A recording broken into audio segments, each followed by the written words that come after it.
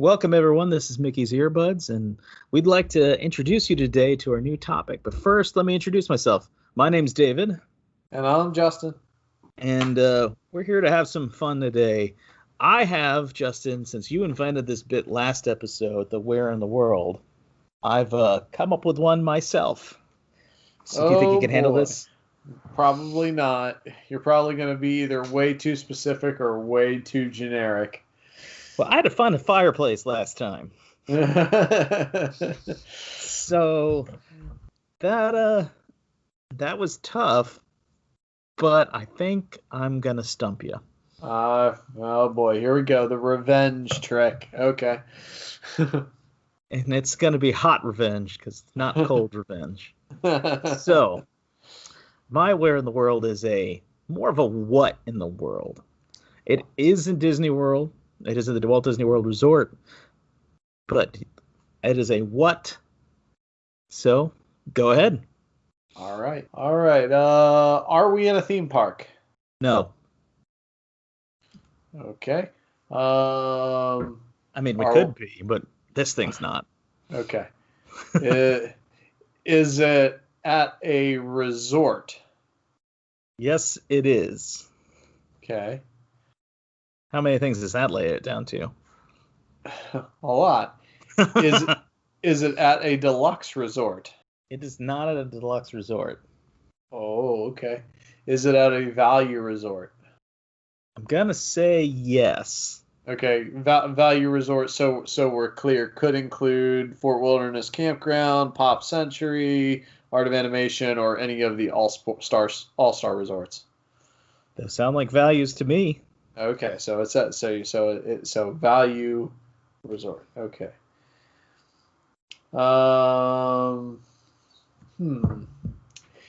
Is it at one of the all-star resorts? No, it is not. Okay. Is it at Art of Animation? Yes, it is. All right. You have 14 questions left. Yes, I do. I'm keeping track as well. I think last time I was counting, we went just a smidge over. Yep. Is it in one of the themed sections? So, like, for example, Lion King, Little Mermaid, Cars, or Finding Nemo? Yes, it is. Okay.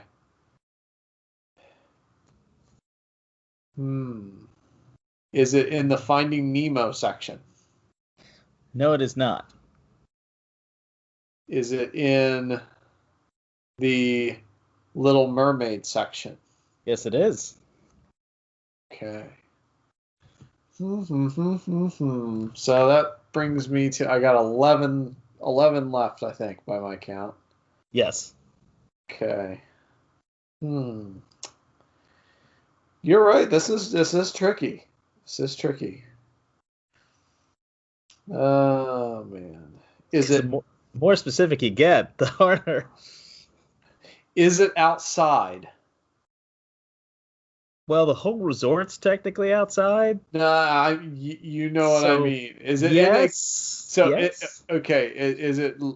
Let me rephrase. By outside, is it in a non-climate controlled environment? Yes. Okay. Because the rooms you can get to from outside. That's the thing. Yeah. I get you, but gosh, now we're starting to split hairs a little bit. It wouldn't be fun if the hairs weren't splitting.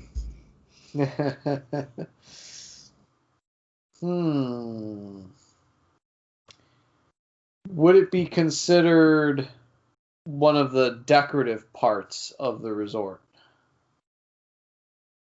Yes. Yes, it would. Is it a character? Yes. What do you have? You have 7 questions left? Yeah, sounds about right. We need some music background here. Da-na-na-na. Is this character not a mer person? Yes. This character is not a mer person. Okay. Wait. No. This character is a mer person. See, I asked if is this character not a mer person? Okay, yes. So they are a mer person. This character is a mer person. Is this character Ariel? No. Is this character King Triton? No.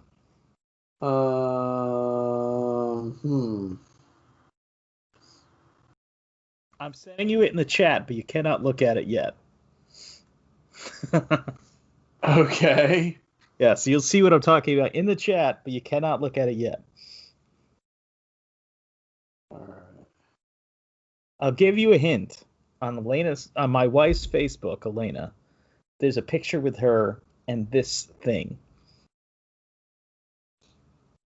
Presumably a mer person character. Certainly a mer person. In the Little Mermaid section of art animation. Mm-hmm. I keep wanting to say little bits from the movie, but it'd give it away. I don't know why. I know like all the Disney early animation 90s music.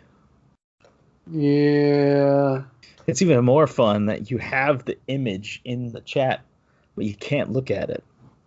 Yeah, no, yeah, okay. I'm sure you are definitely enjoying this. I'm just trying to place it, and it's really hard to place. You have to go through your head and figure out who you have and haven't mentioned yet, and you only have, and by my count, 3 guesses. 3. This is when you just start spitfiring. Yeah, well, I mean, it's got to be like a name of a character, so, I mean,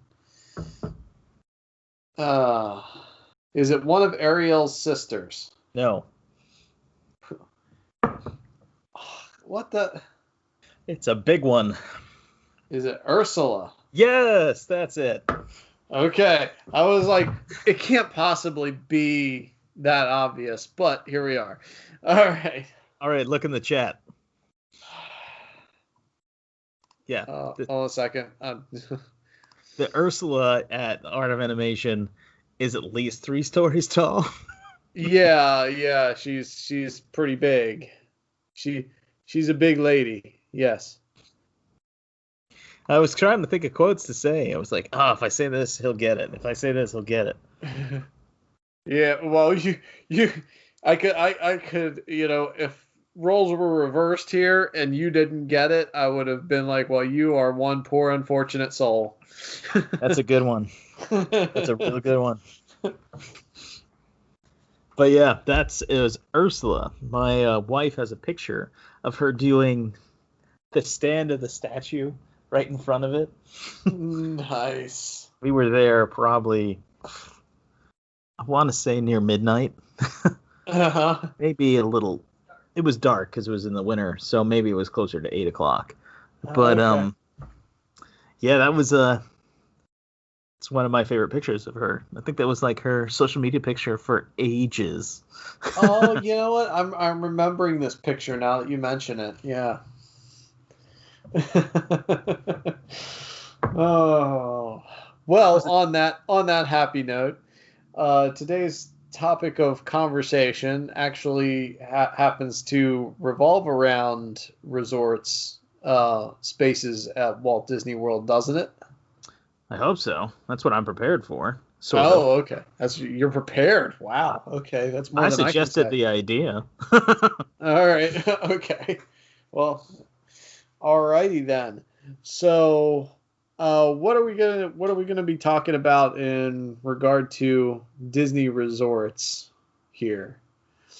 Well, I think that it'd be useful to talk about our experiences at the resorts. Okay.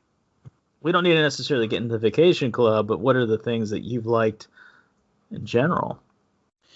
Oh, okay. Well, one thing I definitely liked in general about the resorts is just proximity, closeness to everything that's going on property. And I will say that proximity becomes even better when you're involving the Disney World transportation, because typically people who would fly into that neck of the woods and would be like, I'm not paying that much for that hotel room on property. We're going to stay off property. It's like, well, you can, but you'd be surprised at just how much time you spend going to and from whatever hotel you're staying at off property, especially if for some reason you don't have a car. Yeah. So, so that's one thing I definitely appreciate about being on property and staying at a resort in general is that. It's the one thing I really like about the resorts is some of the features you can get that you can't get off property.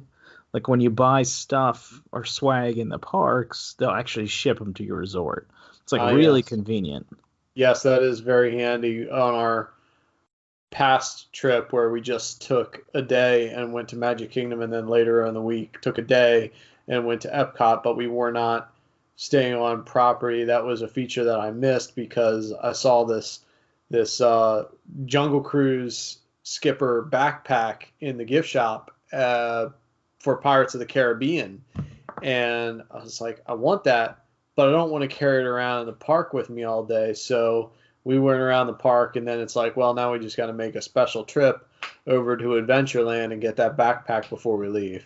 So that was definitely something I missed having, now that you mentioned that complimentary ability to have them ship your stuff to your resort. Now, have you actually ever done that? Yes, many times. Many times. It's definitely handy. Now, of note, because this could come up, is that we did find out that if you're shopping at another resort other than the one you're staying at, they cannot transfer merchandise from a resort to a resort. They can transfer it from the park to the resort or from Disney Springs to the resort you're staying at, and that's pretty much it. I guess that kind of makes sense. Yeah, I mean the only issue that creates is because, as you and I both share similar enthusiasm about being around the Magic Kingdom and then taking time to visit one or more of the monorail resorts. Well, sometimes we have done that, or should I say often we have done that, where we're not necessarily staying at a monorail resort, we're staying at some other resort, and we're in the vicinity of the Magic Kingdom, let's just hop on the monorail, go over to, usually it's the Polynesian, and check out, see what they have in the boutique. And what could you be buying at the Polynesian? I have no idea. Hawaiian shirts, my friend. For all of our listeners out there, I'm an avid Hawaiian shirt wearer. I have one for every day of the month at this point. It's fantastic. I love them. But anyway, so with quite the colorful closet. Yes, very, very colorful. Very, very colorful. As indeed. we know from previous episodes, Justin would rather wear cute than comfortable. And I guess man cute is Hawaiian shirts. Yeah, perhaps it is, but yeah, I am definitely on the Hawaiian shirt train. Not necessarily the tacky Hawaiian shirt, but then again, some people consider them all to be tacky. But I splurge. I get the genuine made in Hawaii shirts. There's a lot of knockoffs out there that they appear to be Hawaiian shirts, but sometimes they even have the price tag of a Hawaiian shirt, but are actually made in China. I'm looking at you, Tommy Bahama. Those things are so expensive. Yeah. It's like, oh, it's $100. It's made in China. Clearly, you're paying for the name Tommy Bahama, when I could pay like 76 cents to make. Yeah, when I could pay half that price or less than half that price and get something that's actually made in Hawaii and is just as good of a quality, if not better. So that's typically the road I take with my Hawaiian shirt buying in it. And I gotta say, American made holds up, man. It's good stuff. I got some Hawaiian shirts in my closet, been there for a long time. I met this guy in a Hawaiian shirt. Yes, yes, you probably did. Yeah. I don't remember what I was wearing that day, but the chances that it was a Hawaiian shirt were pretty high. Yeah, it was that or a polo back then, and then Yeah, eventually t-shirts. yeah, pretty much. It's like you were meant to work in math. You ever think about that?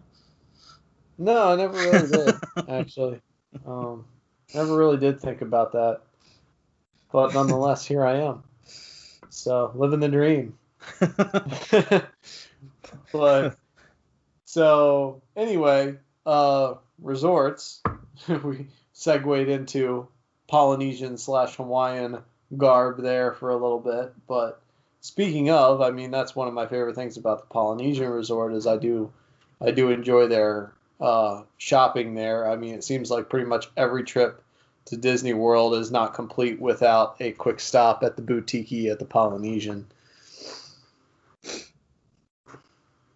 Yeah, But that the I got that Trader Sam's um, Hawaiian shirt there last time. Do you have that one? I do not have the Trader Sam's Hawaiian shirt. I'll say this: that one has kept its color since I bought it. I'm sure it has. It is one of my favorite shirts that I own, and I think I've shared this before. I'm a pastor. It's a lot of fun teaching in a Hawaiian shirt. Oh, yeah, you're not kidding. um, this is gonna I'm not a pastor and I know that. this is gonna relate to nobody, but like preaching in a Hawaiian shirt is a lot of fun. So for you, very small crowd of people who actually do that, you're gonna be like, oh, I should try that, and everyone else is gonna be like, okay. But that might be my second favorite resort, that Polynesian. Yeah. Well, I will say on the topic of resorts, there are resorts that I really enjoy staying at, and then there are resorts that I really enjoy just stopping by for a visit, and I don't need to stay there. I'm perfectly content with just a visit. And I gotta say, Polynesian fits in both of those categories for me. I've enjoyed my stays there, and I've enjoyed just stopping by for a visit. And I can honestly say, with all the monorail resorts, really, Contemporary Polynesian and Grand Floridian, all three of them, I enjoy visiting all three of them for sure. They're definitely great visiting resorts. I'll say this: I don't really want to stay at the Grand Floridian, but when you go there, it drops your jaw. Yes, it is. It's a magnificent, beautiful resort, certainly worthy of the title of flagship resort, as they have called it. Even though, fun fact, not one of the original resorts of Walt Disney World. Um, but it was, yeah, I have stayed there since they put in the Disney Vacation Club add-on and stayed there on points. I gotta say, it's again the room is as magnificent as the resort, but a little too high life for my taste, I guess. Wasn't particularly. I didn't leave there thinking, oh, I have to come back and stay at this resort again. I left there thinking, well, it was nice to try it out, but I think I still like a lot of other options better. That said, I love a visit to the Grand Floridian, and I certainly have loved my two dining experiences at the Grand Floridian. Okay, we're gonna try to not talk about food. Yeah, yeah, because that's a really long topic. But I'm just saying, in general, dining, Grand Floridian, good stuff. I'm sorry, three dining experiences. I forgot about the Grand Floridian Cafe. Grand Floridian Cafe, Victoria and Albert, Citricos. Enjoyed all three of them, and would not hesitate at an opportunity to return to any of them. But that said, well, Dave, what are your particulars, favorites of resorts that you've really enjoyed, either staying at or visiting? The one. Let's. You know what? The deluxes are deluxe, so I'm gonna hop away from them for a second Uh huh. and say I stayed at Port Orleans, and in a princess room. Oh, so you were in the Riverside section. Yes, and that was actually a lot of fun. Um, we had the Tiana room, which the headboard had the light up fireworks. The faucet was Genie's lamp, and it was you saw the silhouettes of the various princesses. I actually really enjoyed that, and for the moderate price level, we went back before my family included children, and we went with a couple of friends, so it was super accessible for us, and it was good. It was a lot of fun. It was a good place. It was mostly a place to sleep as opposed to relax in for us because we were hitting the parks hard. But I really appreciated that at the moderate level. I've not stayed at any of the values, even though my Where in the World was at a value today. But the art of animation was a lot of fun to visit. Especially, we went like I think in December. Oh wait, or January, in the middle of the night, and at night. You know, it's in winter it gets dark early, and just walking around, seeing the Lion King, seeing the 3-story tall Ursula. That was pretty cool. The theming, I know it was at Christmas time because now I can see in my mind the Christmas trees, and now I'm gonna look at pictures here in a second. That yeah. So the theming was excellent. They did a very good job of that. Yeah. So what you're saying is enjoying that princess room. I'm not the only one in here that likes cute and comfortable then, I guess. I definitely like it. I have actually stayed at a value resort one time. I did stay at Pop Century Resort. That was my third trip to Disney World ever. I was still in college. I knew you at the time. It was it was definitely a nice resort. I mean, it's one of those things where you don't knock them until you try them. I mean, even for me, who's now used to staying The deluxe finer level, but things. that's only because of my points really in Vacation Club.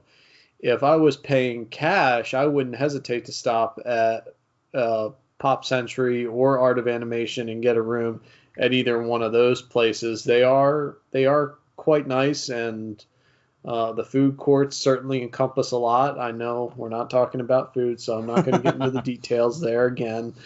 Trying to refrain, but they do have plenty of on-site options there for food when you're looking for it there. So I do think that those are some really good places for the price point.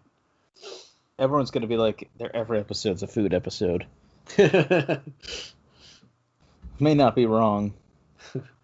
Sorry, folks. The Disney food blog was taken. So, I like those guys, Uh, but so yeah, they do their thing. I just appreciate it. yeah, I have not stayed at the moderate level ever. I am intrigued by stay at Port Orleans Riverside. Again, that's something that if I was paying out of pocket, I would consider probably staying there above the rest, just because I've heard so many good things about it. Well, But it would be a yeah, waste of your points, right? well, if I were to convert my points over to stay at a moderate resort, yeah, it certainly would be. I uh, get more for the points if I stay deluxe. So there's not a whole lot of incentive to staying at a moderate on my points, with the exception of staying there without paying for it, and that's not really a good enough incentive for me personally. But especially given how much I've enjoyed the deluxe experience, as I think most people would enjoy the deluxe experience, but I've definitely enjoyed my visits to some of those deluxe resorts in particular quite a bit. Animal Kingdom Lodge, Wilderness Lodge, Polynesian, and Beach Club all stand at the forefront of my mind of places I've really enjoyed staying at. Yeah, the beach club and the yacht club look like ones that are. Though the whole Epcot area looks like a great area to stay. Well, it is a great area to stay, and it's nice because you have the option of boating to Epcot's back gate or to Hollywood Studios, or if you're okay with it, you can walk to either one as well. If you're a beach club, you are really super close to Epcot's back gate. It doesn't take you but 5 minutes to get there, if that. And so that's a neat perk of staying there. But actually, what made me really enjoy the beach club was the pool. I mean, you don't think of the pool as a necessarily a selling point, but at beach club, it really is. It's a 0 point entry, isn't it? Well, there's that too, but it's also a sand bottom pool. Oh yeah. So it's just a nice, comfortable there, and it's broken up into so many areas. It's almost like a miniature water park. And the water slide's not bad either. I do enjoy other water slides. The one at Kidani Village, part of Animal Kingdom Lodge, and the one at Polynesian, I think are a little bit more exciting than the one at Beach Club, but that doesn't mean I didn't enjoy it. One of the things I remember enjoying so much about the water slide, though, at Beach Club was when you're sliding down the tube. We found this out because of other people who went in front of us. They start sliding down the tube, and because it's enclosed, even though they're going further and further down the tube, if they're yelling, it sounds like they're stuck at the top of the slide because the volume carries up the slide tube so well. And when I noticed that, I couldn't resist it. So Moana fans, get ready. This is a nod to you folks, but I went down that slide and I was going and then by the time I got towards the end of the tube, I said, I am still sliding. And apparently there were some kids at the top of the slide waiting behind my wife to go down after her that started cracking up laughing. So what do you think of the Boardwalk slide? I've never actually been on the Boardwalk slide. I've never actually visited the Boardwalk pool. I've seen it. I've stayed at the Boardwalk but I have not actually spent time at the pool area. Well, you know what I'm talking about, right? Oh, the clown? The giant clown pool? Yeah. Apparently that slide actually has a nickname. It's called the Keister Coaster. Oh. Yeah. You wouldn't know it. I don't know if there's any signs posted calling it that, but apparently that's what it's called. So, yeah, that clowns don't freak me out. I mean, I understand it happens for other people, but not me. So it didn't really faze me. A little bit bizarre, sure, but it doesn't really faze me. Oh, movies. What was it? Stephen King killed the clown. Yeah. I'm looking up as we speak the various pools at the deluxes because this would be an excellent episode, but we could talk about it anyway. The other 0 point entry pools, of course, at Jambo House at Animal Kingdom Lodge. That's a neat pool. That's another one I have not visited.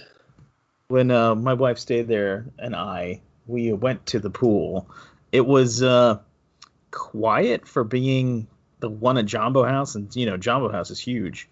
Yeah. We went during the summer, so it wasn't like as if it wasn't well traveled. Yeah. And we were in August. And actually, we went in August. This time I think on the 17th, we were at the Jambo House. Okay. She's looking at me like, maybe. This time, many moons ago. But it's a really nice one. I know they have another pool at the Kidani Village. I've seen it. I've not been in that one. But yeah, the Jambo House, you have all the umbrellas you can sit under. You have the quick service right there. Oh, and, yes, the Mara, yeah. Mara. And then they have that bar / little food place right next to the pool as well. Mm-hmm. I've never done the fancy drink in the pool. No, it's always one of those things. Can't say I've done that either. It always looks it looks so cool, but I just never feel grown up enough to do that. It's not that yeah, I don't know. I'm too much just enjoying being in the water to really want to drink anything, I guess. But yeah, I mean, even, a soda or even a bottle of water, not really high up on my priority list when I'm swimming. But I've had the opposite experience of you. I have not been to the Jumbo pool, but I have been to the Kidani pool several times. The pool, I've seen them both, so I can tell you that the pool is significantly smaller over at Kidani, but it seems considerably more secluded. Mm. And it does have a zero entry point to get in there. You can also use one of the step in, step out areas as well. But the neat thing about it is the water slide at Kidani is actually longer than the one at Jumbo. And in fact, I believe to this day, it is the longest resort water slide on property. Wow. So that's why I said I've enjoyed. The first time I got on that water slide and I got to the end of it, and my wife can attest to this, I came off the end because of how it spins you around as you're going around and around and around to get to the bottom of the slide and everything. By the time I got to the bottom of the slide, I almost came off the end of that slide inverted. Yeah, it really threw me for a loop, literally. So it was quite a wild ride. One of the things that they have at the Animal Kingdom lodges, you can actually get s'mores to make while at the pool. Oh yes, that is a neat little feature. Mm-hmm. That's by the way, and I don't want to move away from pools yet, but that's one thing that the resorts have is the activities you could do at the resort. Even though everyone's like, let's hit the parks hard, there's a lot of things you could do at the resorts that are not just kid focused, but if you have kids, excellent for kids as well. Yeah, one of the neat things my wife and I really enjoyed about our last trip where we stayed on property was at Animal Kingdom. It was also the marathon week when we did the Dopey Challenge. We stayed at Kidani Village, and we saw that they had all these animal-related programs there, and of course they have activities at all the other resorts, but Animal Kingdom is pretty much corners the market on the animal activities. So we actually put together some feeders for some of the animals. Actually, they're more of this like motivating kind of things where it's like they get little treats out of them. So the animals are motivated to use their brains to figure out, basically solve the puzzle to get the food. Like they would kind of have to work at it in the wild. So it kind of stimulates their brain as they're trying to get the food, which is really neat. So we filled up a bunch of those on one activity. My wife sat in on another couple of other activities. I think one having to do with geography, another one having to do with environmental protections for the animals and things like that. So all really, really interesting things. And the whole family, while they are definitely kid-oriented, the whole family could get involved. And as I've said probably before, maybe even on this podcast, is Disney World is the perfect place where even if you are an adult couple, no kids, going to Disney World, it's the perfect place to be a kid, because pretty much everything at Disney World is geared toward if it's like this age and up, that they really mean this age and up, even though it's like, yeah, age 9 and up can participate in this activity. They mean like not like kids with their parents, or in this case, my wife and my case at that time, just two adults in a kid-oriented thing. Have fun. Don't limit yourself because you think, oh, I'm too old for that. Just go ahead and enjoy it anyway. Yeah, one of the things thinking about just in being able to enjoy things is in the pools, especially sticking at the Animal Kingdom Lodge, they actually show movies at night, and you can watch them from being in the pool. Yes, they do that. I think at all of the at least all of the deluxe resorts, and they probably do it at the rest of them as well, even though I have not looked into it. I know that at least last I remember, the movie area was not in the pool for Boardwalk, but I know that that's a Animal Kingdom lodge thing that you can watch the movie from the pool. Yeah. Which is something I'd like to do in my personal life as well. Get a pool and then set up a TV so we can watch movies from the pool. Yeah. One of the other things I've enjoyed shifting to a different resort is you mentioned Boardwalk is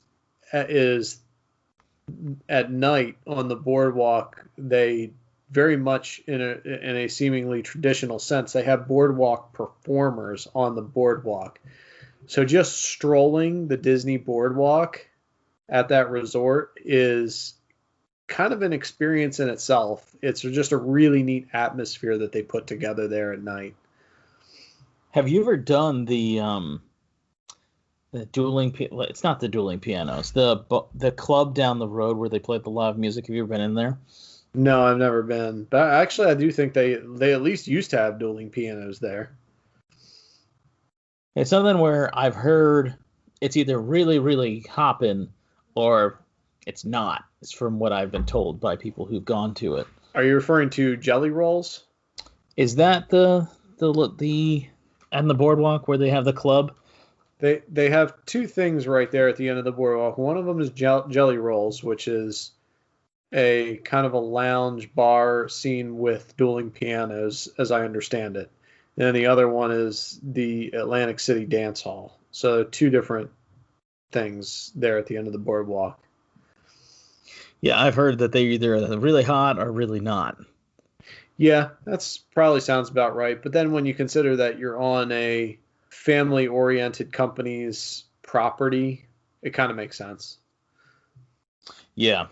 I also like that on the Boardwalk, sticking to that one right now, they do have those Boardwalk games. Like, you and I both been to the shore up in New Jersey, and for you, I know you've been to parts of Ocean City and so on, that they have those kind of things. Right. It's actually kind of neat how they've replicated that there. Yeah. And the neat thing is that even though Disney does a good job of, for instance, the Boardwalk performers and Boardwalk games and everything, they do a great job of, that they're people, paid cast members that Disney has doing those things, but they look like the real deal. In a lot of regards, they kind of look like the real deal, or at least they look like the real deal would have looked like in the heyday of the Boardwalk. Of the American Boardwalk in general, so it looks realistic, even though they are paid Disney cast members and everything, which is nice. So basically what you're getting is the entertainment of the American Boardwalk atmosphere, but it's safer, I guess you could say. So so you got that kind of thing going on there, which is really, really cool the way they set that up. Yeah, I have always appreciated that resort. It's one of my favorite. Again, the restaurants there are really good. I've not done the Flying Fish. Yes, I've done that once, and it was okay. I still have not made a return trip, even though I know that they've changed things up quite a bit at that restaurant. But it wasn't bad. It wasn't, for a signature restaurant. I certainly have other places that I've enjoyed more. Have you ever been to that other one down the road next to Jelly Rolls? What's it called? It's a microbrewery on Boardwalk. Oh, the Big River Grill and Brewing Works. Yes. Yeah. Yes, I actually have eaten there, and I was kind of, I didn't really have any expectations going into that dining experience. So to that end, having no expectations walking into it, I was pleasantly surprised by it. The food was good. I believe I had like a steak and shrimp and something else there, and so the food was good. The microbrewery aspect of it definitely added a nice spin to it, because I enjoy craft beer, microbrewery type things myself. So naturally, I had to try one of their brews, and my parents did as well. And I was not married at the time. My wife was barely in the picture at the time of this visit, so so she wasn't there. But we all had some of their brews there, and they were good. It's some legit microbrewery style beer that they've got there. It's definitely worth a shot. Now, okay, here's some fun for you. How deep is the pool of the Boardwalk? Well, not having been in that pool, I wouldn't be able to tell you exactly, but if I were to guess, I'd say somewhere the deepest part of the pool, maybe 5.5 feet. It is 4 feet and 10 inches deep at its deepest point. Oh, okay. All right, so let's have more fun. How deep is the Jumbo House pool at its deepest point? Just spitball it out there. I'm going to go with 5 feet even. It is also 4 feet 10 inches at its deepest point. Wow, okay. All right, so at the Kidani Pool, how deep do you think the Kidani Pool is? Yeah, 4 feet 10 inches. You're off by an inch. It's 4 feet 11 inches at its deepest point, according to this blog I have pulled up about all the pools and the deluxes. I think the point David is trying to make is that Disney pools are not that deep. Yeah. Apparently very consistent, though. Yeah. However, that said, I think you will find that there is a rather deep spot in the beach club / yacht club pool area, particularly in the lazy river section of that pool. There's definitely a deep spot there. I mean, I could find out. Apparently every pool has been measured to its deepest point. Oh, wow.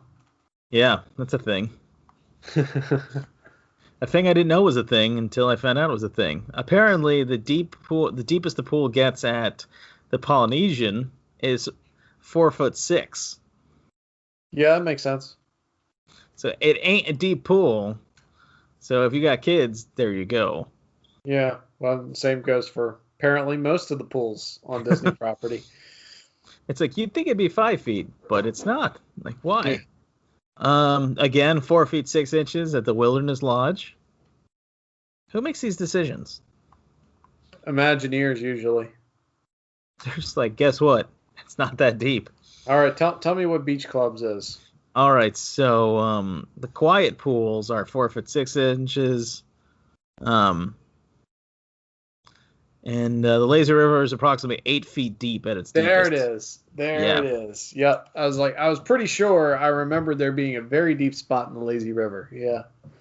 That's surprising. Yep.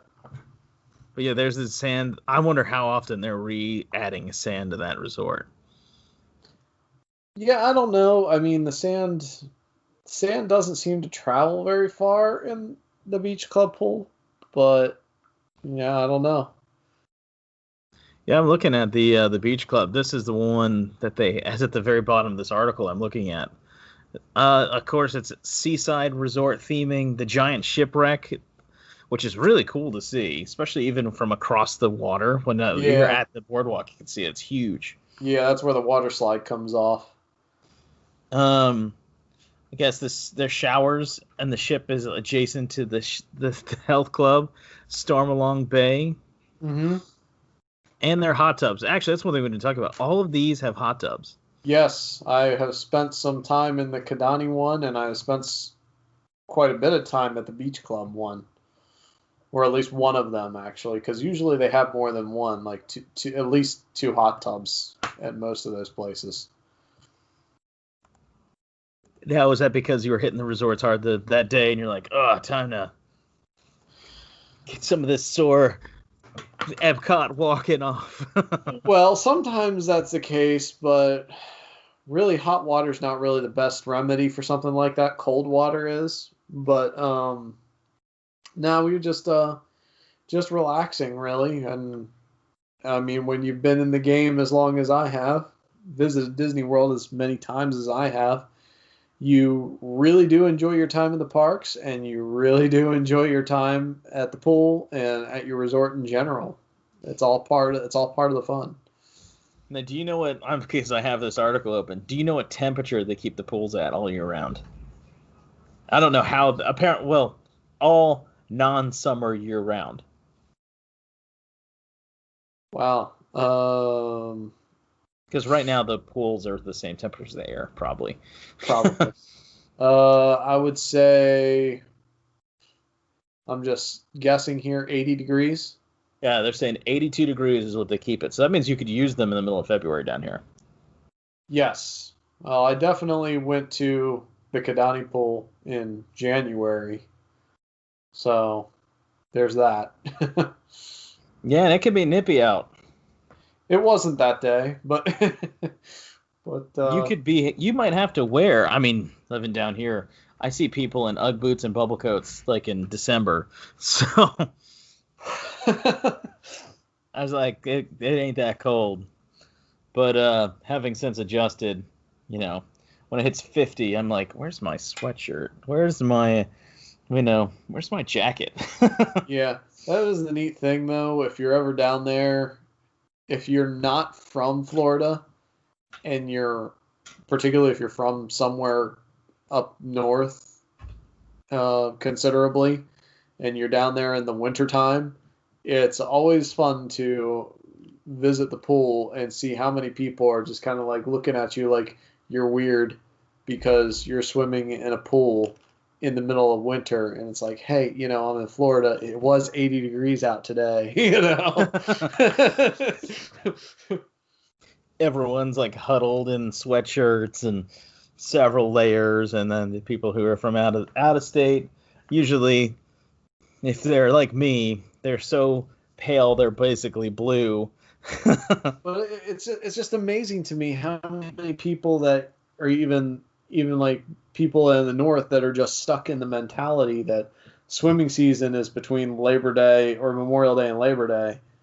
And it's like, even in Florida, it's like, no, swimming season is pretty much year round in Florida. But they don't make the connection. Some people don't make that connection. So usually when you go to the pool at the resorts in the winter, there's not too many people there. And even more exciting is when you go to the water parks, but that's another topic entirely. Oh man, I've never been to one of those water parks yet. That's something Yeah. that's on my list. Yeah, we've been to both of them once a piece, and we definitely have things we really enjoyed about them, and would definitely do it again. Want to hit the water parks, and I want to golf Disney. That's one of the things that's been on my list for a while. Is golfing at the resort. Yeah, that seems like it's an exciting thing to try out that I would not be opposed to at some point. They were running a deal a few years ago where it was like $32 for 8 holes, a breakfast sandwich, and champagne with a golf cart per person. For 8 holes, don't you mean 9? Oh yeah, whatever half playthrough. Yeah, not 9 holes. That's pretty good. Yeah. I was looking at it, thinking about it. Life kind of got in the way, but they'll every now and then do it. I mean, $32, 9 holes of golf, a golf cart, champagne, and a breakfast sandwich. Yeah. I don't know. Maybe the champagne comes out of a box. Maybe the sandwich is mostly air, mostly sand, and not a lot of witch. I don't know. You'd be surprised, actually. Disney, they're pulling out the stops. It's just amazing how they could do that. Yeah, you'd be surprised. Typically, when Disney offers a discount, they legitimately discount the price, not discount what you're getting for the price. You know what I'm saying? Yeah, they never skimp on the service. Right. Yeah. So you might pay a lower price, but you're still getting the same stuff. Yeah, I'm trying to think which resorts are the golfing resorts. Saratoga Springs, Grand Floridian, Old Key West, but that one's kind of goes hand in hand with Saratoga Springs in a way. and shades of green, Yeah. which is a riddle and enigma all wrapped up in one. Yes, it is. I think you have to know somebody in active service to actually stay there, or be active or retired service to stay there. Something to that effect. I believe you may be right. It used to be the Disney World Hotel, right? Yes, I think it did. Yeah, And I'm then not. they sold it to the organization that runs it for the military. Yeah, like you, I'm not 100% clear on the whole Shades of Green thing. All I know is that when it's at Christmas time, they decorate it with toy soldiers. Oh, nice. Yeah. That's pretty cool. And I know it was always the golf resort. And then when they sold it to this thing that works with the military, that's one of the big things that they always are about is the golf side of the resort. Yeah. Well, and just generally, I mean, you mentioned that's one of those things where if you're active duty military, they have Disney usually offers some really strong discounts for you to be able to go there. I'm not surprised. Yeah. Taking care of people is where they really shine. Yep. And if they are carrying on Walt's tradition, like I think I said this before, you could say many things about the man, but he did love America. So Oh, yes. them Yes. taking care of the servicemen and women is not surprising in the least. Yep. Trying to think what are other things you could do at the resorts. There are so many activities. I mean, in one resort, you could even get married. So Yeah.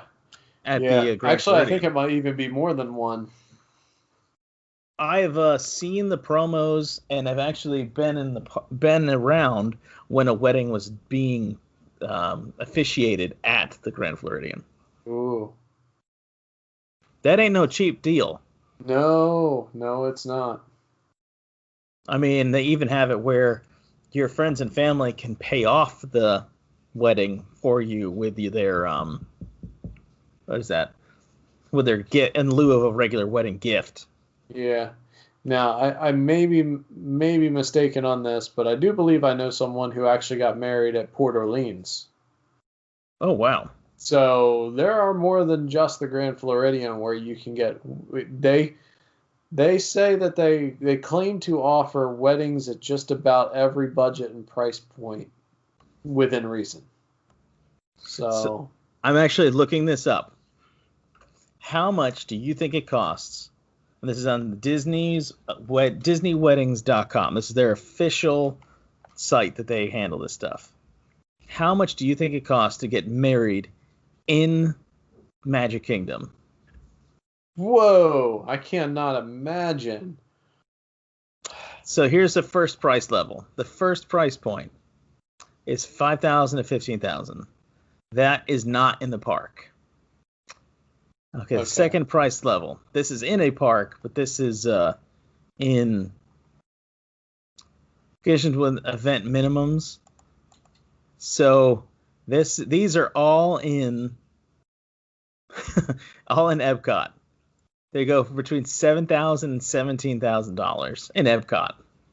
Okay. And they start. You have to pay a venue fee of $4,500 on top. It looks like. Oh yeah, so there's always the down payment. Okay, so here's $10,000 to $35,000. You can get married at the Tower of Terror for in between that area with the $4,500 down payment. Wow. If you want to get married after hours in the Magic Kingdom, it ranges between $20,000 and $50,000. Yeah, that was going to be my rough guess. And for after hours at the Magic Kingdom, it's a ceremony venue fee of $30,000. Woo! So you have to spend $30,000, and then I'm gonna click on that one to see how it goes further. You imagine, like that is that you win weddings, I guess. Yeah, pretty much. But I think you're winning at other things if you're able to reserve Magic Kingdom for you're a real life fairy tale is how they start this. Yeah. Well, hey, just throwing this out there. Studies have shown that the less you spend on your wedding, the happier your marriage is. Just throwing this out there. So if you're a billionaire, $20,000 ain't nothing to you. So is that spending less? Is it relative or is it actual? I think it's the study I saw was actual. So yeah, happiest, most longest lasting marriages spent under 10 grand. So as a pastor, I don't know if I should advise people to get married basically in a shed. But maybe advise them that you don't necessarily need the fine crystal for everything. Right. Yeah. No, pull out all the stops for like your 25th and 50th wedding anniversary. Yeah, it looks like just looking at the resorts, you can get married at most of the resorts. Yeah, it sounds about right. They have Grand Destino Tower. Oh yeah. At the wedding gazebo, at the Seabreeze Point, then of course I read you the ones at Epcot. Several places at the Polynesian Resort. So yeah, you can really do it. I am surprised about that it's actually cheaper to get married in Epcot than it is in both Hollywood Studios, Animal Kingdom, or Magic Kingdom. Magic Kingdom makes sense that it's the most expensive. Well, Epcot's going to be pretty cheap right now because most of it's under construction. Hey, can I get married on in front of the fountains? Oh, you mean the ones we ripped out? Sure. That'll be $5,000. Let's get a nice wedding photo of you two in front of the construction wall. All right. Or alternatively, in front of the purple wall. Woo! Oh, yes, the purple wall. So again, the purple wall, that's money there. There you go. You can get your vows renewed, Justin, at the Magic Kingdom train station. I would not be opposed to that. I am a fan of trains. I think the price might make you grit your teeth a little bit, though. Probably would. Yeah, it's looking like $15,000 starting. That's just the ceremony fee. I'm sorry, that's the ceremony fee. Hey, do you want to pay off your mortgage or do you want to renew your vows in the Magic Kingdom? I mean, seriously. So the pricing details, it says here, varies depending on your chosen day of the week and time of day. So it's like $15,000 on a Tuesday at like 8 a.m. Yeah. But you want to get married on a Sunday or a Saturday at like 3. Oh, okay. So at the train station, you could only hold your wedding at 7:30 in the morning. Oh, okay. That makes sense. Ooh. I don't think either of our weddings were at all near 7:30. Mine was at 3. What bride is going to get ready that early in the morning? That's what I want to know. The one who's wanting to get married in the Magic Kingdom. The Magic Kingdom train station. Yeah. Jeez. Okay, so this is, listener, this is going to be its own thing where Justin and I are going to start investigating the other services that you could do at Disney, like golfing, weddings. There's honeymoons. Honeymoons make sense. We're going to have to do this. We're going to have to look into the not the dark side of Disney, not the other side of Disney. I don't know. What would you call this side of Disney where you could get a wedding for $15,000 at 7:30 in the morning? Oh man, it's maybe the finer side of Disney. the you never thought possible at Disney, but it is for a price. Did you know you could have renewed your vows on the cruise ship you were on? I did know that actually. That's they have Florida, California, Hawaii, and the cruise lines. Yes. We actually stood in one of the rooms where apparently such a thing is a popular occurrence. Wow, so on Castaway Cay, or Key, what do they call it? They call it's pronounced Key. It's spelled K, it's pronounced Key. There's the American way, and then there's the British English way. And they both can switch depending on on who wrote it the first, right? Yeah. You can on Castaway Cay or Castaway Key spend minimum starting $4,500. It's not as terrible as I would have expected. No, you know what? You already are paying for a cruise, though, so. Yeah, which depending on how long it is. It's a lot. It's a lot of money. And then you're expecting your family members to book the cruise as well. Yeah, it's a lot. It's a lot of money. But, why not? Why not? All right. Well, now that we've hijacked our topic of resorts all the way over to weddings and the things you can do. Friends, this is why we started this podcast. I mean, honestly, there's just so much we could talk about, so many possible tangents in so little time. Yeah, that's for sure. But at least you figured out Ursula. Yeah. I was thinking in my head, why doesn't he just ask, is this a good guy or a bad guy? That eliminates 50% of the people right off. Maybe. No, this person is a decidedly neutral character. They're indifferent on both sides of the topic. I can't even think of one like that. I mean, like, I don't know. Ariel's sisters are pretty indifferent. Oh, I can think of another one who's decidedly different. In Up, the bird thing, the snipe. Kevin the snipe, decidedly neutral. Yes. All right. Though a chaotic neutral, if you will. Maybe that's a topic of conversation at another time. Decidedly neutral characters in Disney films. Yes, we should wrap it up though. All right. All right. Well, thank you for joining us as we rambled on, and we hope you enjoyed this podcast. If you did, don't forget to like and subscribe, and we will talk to you again hopefully next week. Take care, everyone. All right. See you real soon.